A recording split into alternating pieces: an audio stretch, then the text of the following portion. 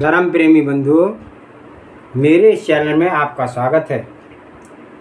मेरे इस चैनल में जैन धर्म के ग्रंथ ज्ञानारणों का स्वाध्याय चल रहा है। इसमें हम दूसरे अध्याय के स्वाध्याय कर रहे हैं और यह 67वां श्लोक आज हम पढ़ेंगे। इससे पूर्व मंगलाचरण करते हैं। ओंकारं बिंदु संयुक्तं नित्यं ध्यायन्ति योगिनः कामिदं मोक्षिदं चैव ओंकाराय नमो नमः। अविरल शब्द गणउगा प्रक्षालति सकल भूतल मल कलंका मुनि विरूपार्षित तीर्था सरस्वती अर्थो नो दुर्तान अज्ञान तिमिर अंधानां ज्ञान अंजन शलाकया चक्षुषि उन्मीलितं येन तस्मै श्री गुरुवे नमः। श्री परम गुरुवे नमः। परंपराचार्य श्री गुरुवे नमः। सकल कालुष विध्वंसकं श्रीशां परिवर्धकं धर्म संबंधकं भव्य जीव मन प्रतिबोधकारकम् इदं शास्त्रं श्री ज्ञानारणौ। एतन् मूल ग्रंथ कर्तारा श्री सर्वज्ञ देवा तदुत्तर ग्रंथ कर्तारा श्री गणधर देवा प्रति गणधर देवा तेषां वचना शरणमासाद्य आचार्य श्री सुखचंद स्वामी ने विरचितम टीकाकार 105 शुल्लक श्री सहजानंद वर्णी जी। मंगलम भगवान वीरो मंगलम गौतमो वणि मंगलम कुंद कुंदाद्योति जैन धर्मोस्तु मंगलम सर्वे श्रोता सावधानत श्रवन्तु। नायाता नैवं यास्यान्ति केनापि स ज्योतिष तथाप्याज्ञा कृति तासां प्रविशन्ति रसातलम्। स्त्रियां न तो किसी के भी साथ आई है और न ही जाने वाली है, फिर भी अज्ञानी जन उसके लिए पाताल में प्रविष्ट होते हैं, अर्थात उनकी प्राप्ति के लिए योग अयोग का विचार न करते हुए वे महान परिश्रम करते हैं और परिणाम स्वरूप अंत में जाकर के नरक में प्रविष्ट होते हैं। स्त्री रति का अनौचित्य। इस संसार में स्त्री ना किसी के साथ आई है और ना किसी साथ जावेगी। अनित्य भावना में समग्र वस्तुओं की अनित्यता बता करके इस श्लोक में केवल स्त्री की अनित्यता का कथन किया गया है। इसका कारण यह है कि मनुष्य की सर्वाधिक रति स्त्री में होती है। किसी की स्त्री ना रहे और धन वैभव माल बहुत कुछ हो तो वह अपने को ऐसा महसूस करने लगता है कि मैं कहाँ हूँ, आदमी कहाँ हूँ, ग्रस्त हूँ, मेरा तो कुछ भी नहीं है, क्या है। मोहिनी जनों को स्त्री के प्रति अधिक आकर्षण है, तो तत्संबंधी मोह दूर करने के लिए स्त्री की अनित्यता बताई गई है कि ये स्त्रीजन ना साथ आई है, ना जावेंगी और ना साथ साथ रहेंगी। यह तो प्रकट दिखता है। 20-25 वर्ष की उम्र के बाद ही तो स्त्री मिली है, बचपन से तो स्त्री संग में थी ही नहीं और ना स्त्री साथ जावेगी, यह भी दिखता है। फिर भी उनके लिए ये अज्ञानी प्राणी क्यों रसातल में प्रवेश कर रहे हैं। अच्युत देश में राग की दुर्गति। अहो, इस अशुचि शरीर को सारभूत समझकर इसमें रमा जा रहा हो तो इसका फल क्या होगा। जो अधिक से अधिक दुर्गति होगी वह फल है। एक कवि ने लिखा है कि जैसे सूकर मल घर में घुस कर के मल को खा कर के अपने को सुखी मानता है, ऐसे ही यह मोही जीव मल मूत्र चर्म में इस देह के में आसक्त होकर के शरीर के अनुराग करके अपने को भोक्ता मान करके व्यर्थ ही सुखी होने की कल्पना करता है। मिला क्या, कुछ नहीं, किया क्या, केवल अपने में कल्पनाएं, फिर रहा क्या कुछ नहीं, सूना का सूना, केवल एक वही का वही, और वह सब हो गया व्यर्थ। यही है दुर्गति का प्रवेश। पर भव में तो दुर्गति है ही, उसकी तो इसी ही भव में दुर्गति हो जाती है। सत्य संपदा है बुद्धि का स्वच्छ बना रहना। इससे बढ़कर कोई विभूति नहीं है, कोई धन नहीं है, कोई शक्ल नहीं है। कहीं कहीं देखा होगा लाखों का धन है, पर कपड़े भी पहनने का शौक नहीं है, लार भी टपकती रही है, अकल भी नहीं है, पागल बने हैं। जिनको बुद्धि स्वच्छ होने से कोई सुख नहीं है, उन्हें तो दुखी ही मानना जाएगा। जिसकी बुद्धि स्वच्छ है, पर के राग में बड़े नहीं हैं, किसी से द्वेष नहीं है, सर्व जीवों से हित कामना करें, ऐसे पुरुष ही वास्तव में प्रसन्न हैं, आनंदित हैं। जाना किसी के साथ कुछ भी नहीं है, लेकिन जिसने यहाँ गड़बड़ की मचा दी, वह यहाँ भी कुफल भोगता है और परभव में भी कुफल भोगता है। किसी भी अनित्य समागम में मोह करना इस जीव को शांति के उपयोग की बात नहीं है। शांति का आधार आशय की स्वच्छता। शांति के उपयोग में सर्वप्रथम सम्यक्त को उपाय कहा है। जब तक आशय विशुद्धि ना बने, तब तक इसमें शांति की कला चमक ही नहीं सकती है।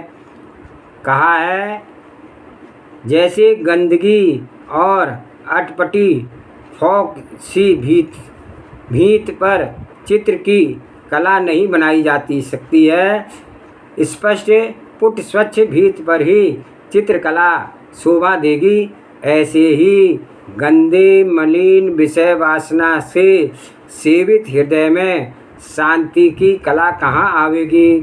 शांति तो स्वच्छ आशय के होने पर ही मिलती है। इस स्वच्छता के लिए यही तो आवश्यक है कि निज को निज, पर को पर जान। अपने आप के स्वरूप को परिचय पाए बिना शांति कहाँ से मिलेगी। समस्त पर से निराले केवल ज्ञान मात्र अपने को देख।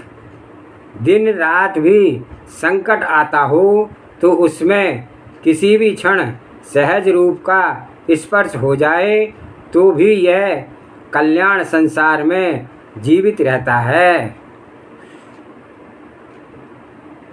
सर्व समागम पर है, अविनाशिक है। इनसे न्यारे अविनाशी ज्ञान मात्र आत्म तत्व को निरखो, उसकी ही दृष्टि प्रतीति बनाओ तो इससे शांति अवश्य प्राप्त होगी। श्लोक नंबर 68। ये जाता रिपुवः पूर्वं जन्मन्यामिषं विधिर्वशात् ते एव ते वर्तन्ते बान्धवा बद्ध सौहृदा। जो जन पूर्व जन्म में शत्रुता को प्राप्त थे, वे ही देववश इस जन्म में मैत्री भाव से बंध कर बंधु भाव को प्राप्त होते हैं। अभिप्राय यह है कि इस संसार में शत्रु भाव और मित्र भाव सर्वथा नियत नहीं है। जिसे किसी समय शत्रु माना जाता है, वही अन्य समय में गाढ़ मित्र भी समझा जाता है। शत्रुता की व्यर्थ कल्पना। हे आत्मन, पूर्व जन्म में जो तेरा शत्रु था, वह ही इस भव में तेरा अत्यंत स्नेही बन करके बंधु हो गया है। अर्थात तू इसको हितु और मित्र समझता है, किंतु पूर्व जन्म की दृष्टि से देखो तो यह तो तेरा शत्रु है। इसी तरह आज तुम जिन्हें शत्रु समझते हो वे पूर्व जन्म के कहो बंधुजन हो, मित्रजन हो। अनित्य भावना के इस प्रकरण में यहाँ इस पद्धति की अनित्यता दिखाई जा रही है कि देख, जिन्हें तू आज अपना इष्ट समझता है, कहो यह भी संभव हो कि यह पूर्व जन्म में तेरे शत्रु हो। कहाँ वहाँ पर यह फलित अर्थ निकलता है कि जिन्हें तू शत्रु समझता है वह संभव हो कि पूर्व जन्म में तेरे मित्र हो। और कुछ भी हो, जो आज बंधुजन हैं, इष्ट मित्रजन हैं, उनसे राग बढ़ा तो मेरे, द्वेष बढ़ा तो मेरे, तब शत्रुता का ही काम बना है। प्राप्त समागम में ज्ञानियों का विवेक। सम्यक दृष्टि ज्ञानी पुरुष ही ऐसे विवेकी होते हैं जो प्राप्त समागम में अंतरंग से न राग करते हैं न विरोध करते हैं। सुकौशल स्वामी पर सिंगनी ने आक्रमण किया। लो, सिंगनी के भव में तो वैर हुआ और इससे पहले वह सुकौशल की माता थी। तो कुछ लोग ऐसा भी हैं जो पूर्व जन्म में इष्ट मित्रजन थे और इस भव में इष्ट मित्रजन हैं, और कहो कई भवों से वे बंधु बने चले आए हैं, लेकिन नफ़ा क्या मिला। उनके संबंध से नेमिनाथ स्वामी को और राजुल के जीव 9 भवों से परस्पर बंधु थे। पारस्परिक संबंध रहा, लेकिन अंत में नेमिनाथ स्वामी का गुजारा तभी बना तब त्याग दिया, विरक्त बने, केवल अपने स्वरूप को संभाला। बात सत्य यही है, किसी के साथ कब तक भी रहें, आए पर पूरा तो तभी पड़ेगा जब त्याग होगा, मोह छूटेगा, जब केवल अपने स्वरूप को की संभाल होगी। समागम में हर्ष मानने की मूढ़ता। हे आत्मन, तू आज प्राप्त हुए बंधुओं के समागम में हर्ष मत मान, अपनी शुद्ध बुद्धि मत खो दे। यह तो संसार का नाटक है। शत्रु मित्र हो जाते हैं, मित्र शत्रु हो जाते हैं। यह तो एक जन्म की बात हुई। 2 वर्ष पहले जिसका अधिक विरोध था, कोई कारण ऐसा बना, प्रसंग ऐसा हुआ कि आज उसे अत्यंत घनिष्ठ संबंध है, और 2 वर्ष पूर्व जिससे अति घनिष्ठ संबंध था, प्रसंग ऐसा हुआ कि आज वे दूसरे को देखने में पसंद नहीं करते हैं। तो इसी के भव में यह सब देख लो। जिन घरों में भाई भाई विरोध हो जाए तो वे भाई भाई बचपन से कैसे मित्र थे। किसी को कोई पीट दे तो कितना पक्ष लिया जाता था। आज क्या स्थिति है।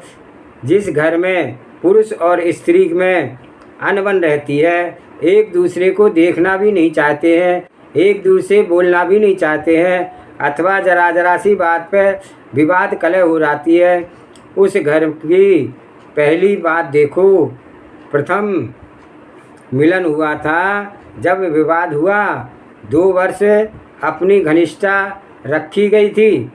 मोह की दौड़ में लोग यूँ कहते हैं कि एक शिष्य गुरु के पास एक दिन न आया, अनुपस्थित रहा। तब दूसरे दिन गुरु ने शिष्य से पूछा, तुम कल अनुपस्थित क्यों रहे। तो शिष्य बोला, महाराज कल हमारी सगाई हो गई थी। तो गुरु बोले कि तुम अब अपने गांव से गए, सगाई होने के बाद तुम उस पुरुष को अपना गांव नहीं सुहाता है, और उसके लिए स्वयं ससुराल ही सब कुछ हो जाती है। फिर वह कुछ माह के बाद वैसे से 3-4 दिन अनुपस्थित रहा। बाद में जब गुरु के पास आया तो गुरु ने पूछा कि तुम 3-4 दिन अनुपस्थित क्यों रहे। तब शिष्य ने बताया, महाराज हमारी शादी हो रही थी। तो गुरु बोले, अरे अब तुम घर से भी गए। शादी होने के बाद घर के आदमी मन में हेतु नहीं जचते। जो कुछ हेतु है वह नई बहू है और उसके माई बाप है। लोक में इष्ट अनिष्ट का व्यर्थ कल्पना। जिनके साथ कुछ भी वर्ष पहले बड़ी मित्रता थी, वे ही आज परस्पर में बड़े विरोधी नजर आ रहे हैं, और जिनका कुछ भी वर्ष पहले कट्टर विरोध था, वे प्रसंग ऐसा हुआ कि वे बड़े सुहृद मित्र बन जाते हैं।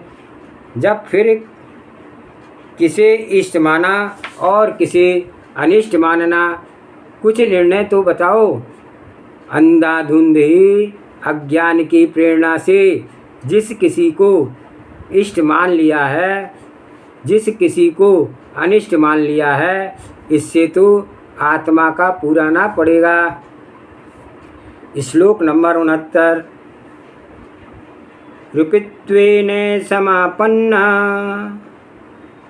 प्राक्तनास्तेत्र जन्मनि बांधवा क्रोधरुद्राक्षा दृश्यन्ते हन्तुमुद्यता।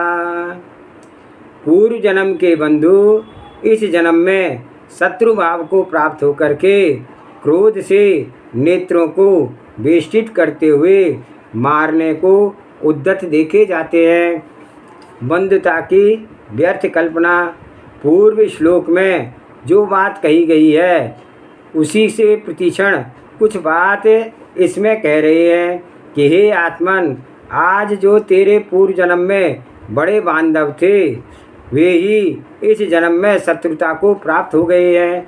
क्रोध से जिनके लाल नेत्र हो गए हैं, अथवा क्रोध से जिनकी आंखें रुद्ध हो गई है, इस तरह होते हुए तुझे मारने के लिए ये उद्यत हुए हैं। जो हो रहा है ठीक है, जिसमें जैसी योग्यता है वह वैसा परिणमन कर रहा है, पर कोई भी जीव परमार्थ ना तेरा इष्ट है, ना बंधु है, ना कोई तेरा द्वेषी है।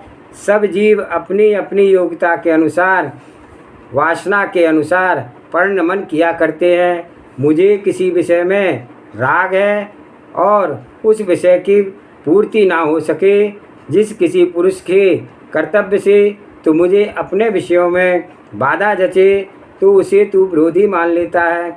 वस्तुतः कोई विरोधी नहीं है, ना कोई बंधु है। इष्ट अनिष्ट बुद्धि के नाश के लिए किसी दार्शनिक की कल्पना। जो लोग एक ही आत्मा की सत्ता मानते हैं, उनका यह कहना है कि तुम्हारा कौन सा द्वेषी है, जो तू है सो ये सब है। जब एक ही आत्मा है तो यह भी मैं, यह भी मैं, जितने जीव हैं वे सब मैं हूँ। तो ऐसा मान करके उनको यह यत्न करना चाहिए कि मेरा किसी से, किसी भी परजीवी पर क्रोध भाव ना जागे। अरे तुम किसी पर क्रोध करते हो, वह भी तो मैं ही हूँ। विरोध भाव उत्पन्न ना हो सके, इसलिए यह मानने का उन्होंने यत्न किया है। साधारणतः समझ में यह बात बड़ी अच्छी लग रही है कि क्रोध ना आए, विरोध भावना जागे, तो इसके लिए यह भावना ठीक है। किसी पर क्रोध करते हो, वह भी तो मैं ही हूँ, लेकिन वस्तु स्वरूप ऐसा नहीं है। इस कल्पना में क्षणिक कुछ संतोष कर लोगे, मगर सदा के लिए कोई शांति का मार्ग नहीं मिल पाता है। जीव और आत्मा की मान्यता का आधार। अब इसी तत्व को वस्तु स्वरूप की दृष्टि से तब देखते हो तो यो मानना होगा कि जगत में जितने भी जीव हैं, ये सब स्वतः ऐसे ही है जैसा कि मैं हूँ, और इस पूर्ण सदृशता के कारण किसी भी प्राणी के प्रति यह गुंजाइश नहीं निकाली जा सकती है कि यह जीव मेरा बंधु है, यह जीव मेरा शत्रु है। फिर व्यवहारिक क्रियाओं को देखा जाता है कि कोई पुरुष एकदम लाल आंखें करके मेरे को गाली देता हुआ मेरे से सीधा मुकाबला कर रहा है। ऐसी स्थिति में तो विरोध समझा जाएगा ना। तो यह सिद्धांत यह समाधान देता है कि वह कैसे ही लाल आंखें करके आवे, और कितने ही गालियाँ दे, कितने ही मुकाबला करे, तेरे पर भी उस जीव ने अपने आप की योग्यता के अनुसार अपने आप में परिणमन किया है। यूँ ही कोई किसी का बैरी नहीं है। मोक्ष पथ की भावना का कथन स्थान। यहाँ बात चल रही है मोक्ष मार्ग के प्रसंग की। कैसे इस आत्मा को देह से, कर्म से, विभावों से मुक्ति प्राप्त हो, उसी की यह बात चल रही है। हे आत्मन, पूर्व जन्म में जो तेरे बंधु पुरुष थे, वे ही आज क्रोध से वशीभूत होकर के, बैरी बन करके तेरे प्राण हरण करने के लिए उद्यमी है। इससे तू जगत की अनित्यता जान। यहाँ कुछ भी पदार्थ एक बात पर कायम नहीं है। कोई भी विकृत पदार्थ किसी एक निर्णय पर नहीं है। क्षण क्षण में अपना स्वरूप, आकार, परिणति बदलते रहते हैं। तू इन समागमों में न तो प्रीति कर और न ही विरोध कर। यह सब माया जाल है। आज का स्वाध्याय ही समाप्त करते हैं। जावानी के ज्ञान से सूझे लोकालोक, सोवानी मस्तक नमो सदा दे तू लोक। हे जिनवाणी भारती तो ही जपूं दिन रैन, जो तेरी शरणागत सो पावे सुख चैन। देव भजो अरिहंत को गुरु सेवा निर्गंथ, दया धर्म पालो सदा यही मोक्ष का पंथ। 9 बार नमोकार।